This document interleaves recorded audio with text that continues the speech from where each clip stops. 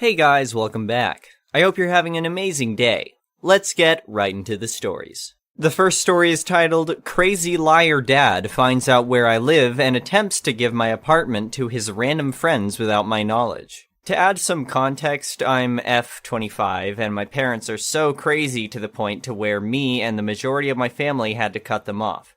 For me personally, my dad completely, and my mom calls on occasion. My mom also tries to overstep, such as inviting him to family events he's specifically not invited to. The reason is he tries to steer every conversation and attempts to talk about himself. People usually don't care or want to hear them. He argues with people, threatens their lives. And she purposely does these things knowing they'll cause an argument, and she gets joy out of it. So, needless to say, sane people don't want these issues in their lives. My dad is delusional and narcissistic to the point where he thinks he's famous and claims everyone runs up to him for pictures and says he's famous and someone he knows is making a movie about him. Lies about it, obviously, because no one has ever seen this and it's a running joke.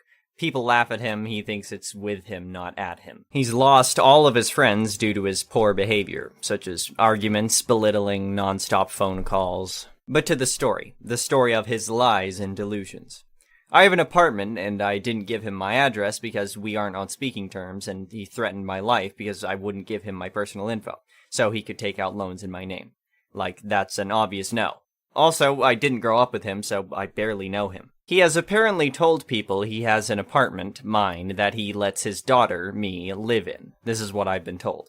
He likes to pretend to be a big shot. So, I guess he told some people who needed a place to live they could stay at his spare apartment. He got my address from a family member, I assume my mom, due to the fact that no one I know speaks to him. One day, I get a call from my apartment building manager saying there are some people at the gate saying they're here to move into your unit. Is this correct?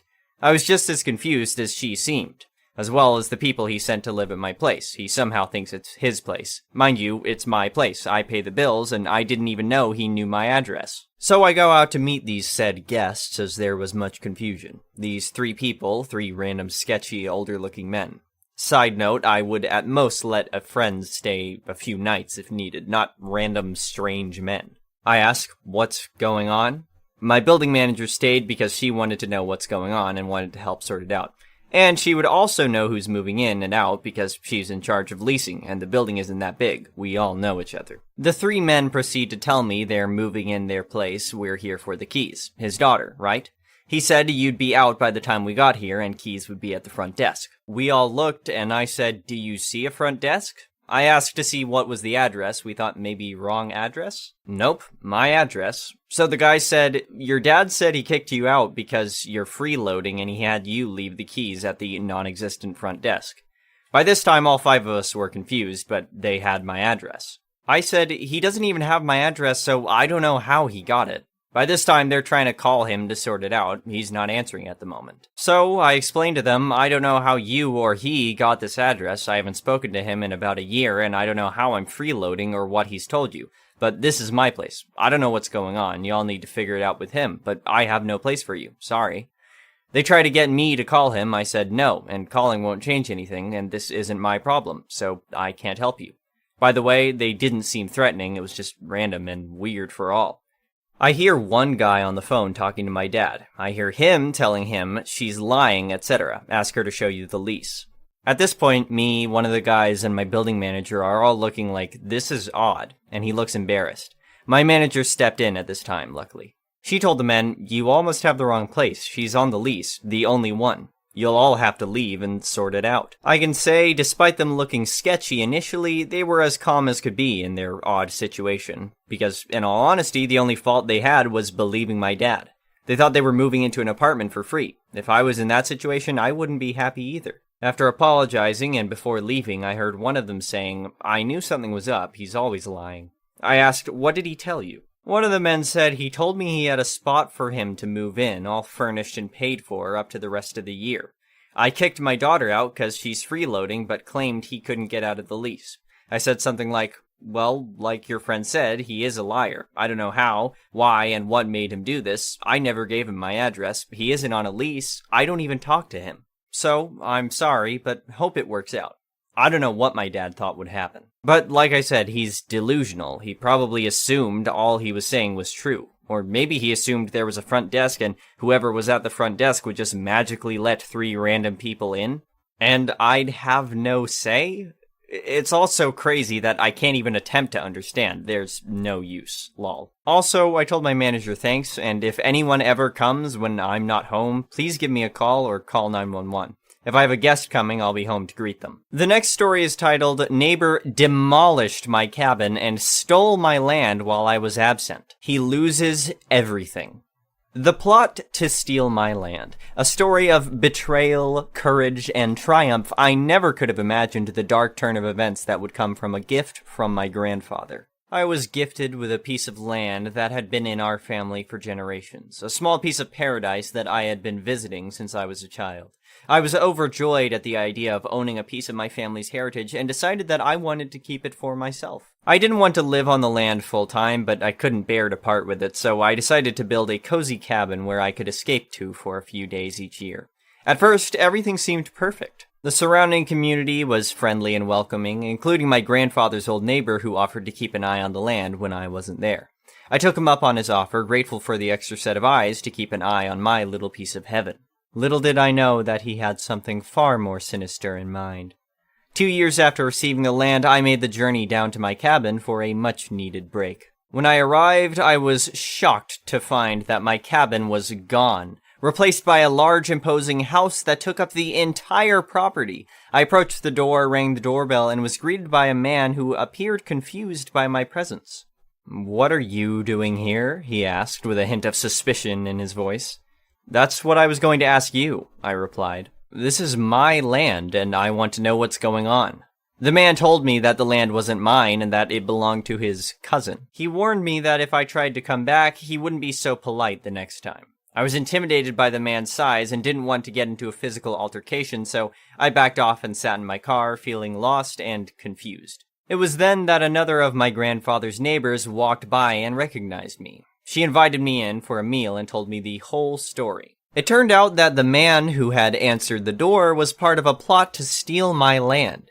He had spread false stories about being my grandfather's closest friend and that he had been left the land. He had even gone so far as to forge fake documents to prove his claims. While I was away, he had demolished my cabin and built a house for his family to use.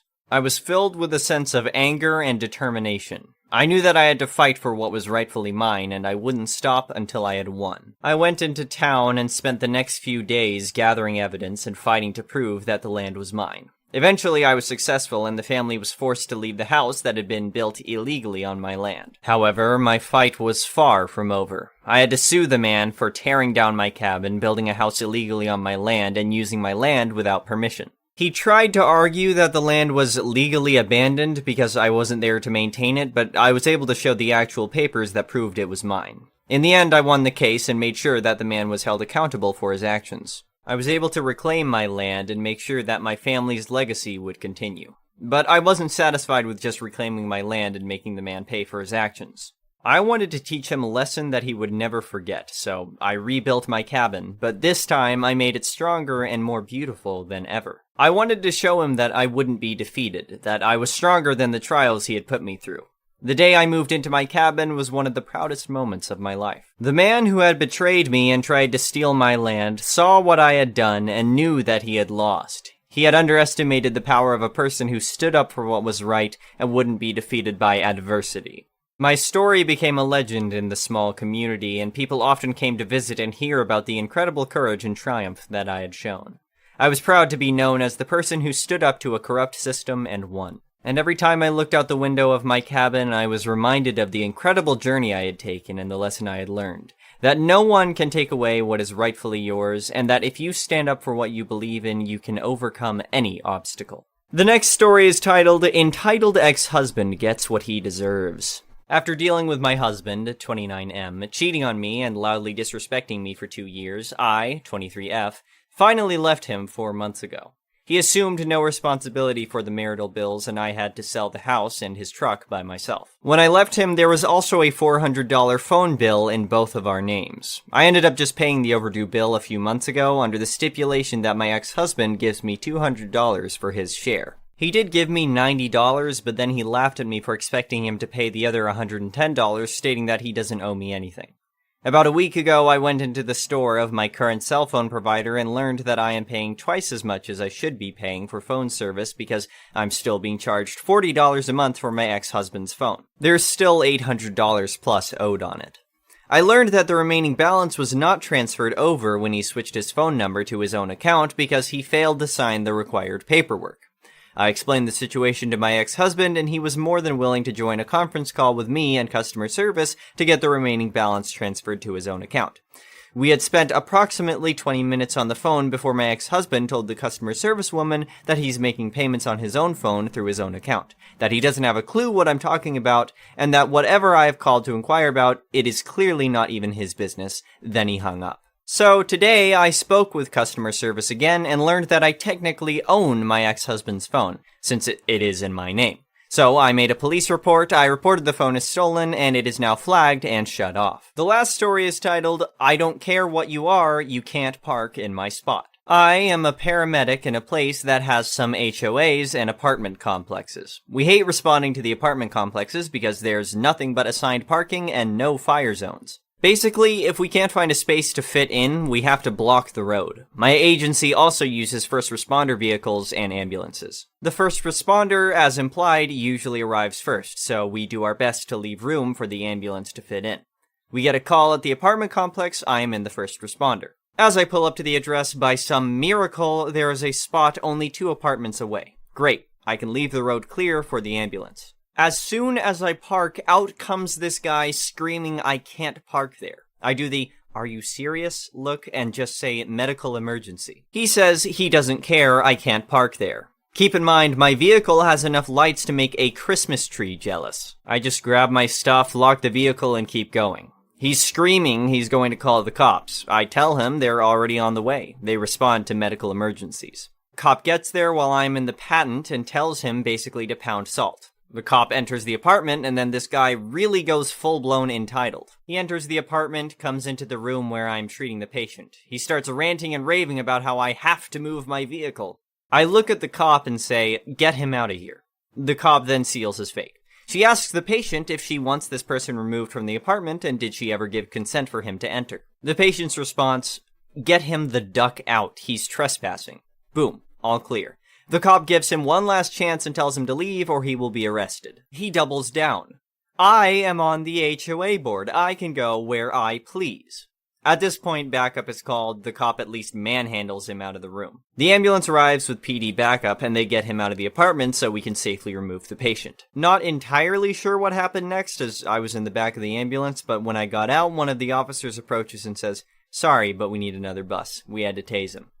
Policy for PD is if they tase someone, they have to be transported to the hospital by ambulance as the taser spikes have to be surgically removed due to the barbs on them. Wait for the second ambulance, they take him, I go back in service. Found out a few weeks later he was charged with trespassing, assaulting an officer, resisting arrest, interference with government administration, aka interfering with the scene of an emergency. All over a parking space that I would have been in for all of 20 minutes if he hadn't created problems.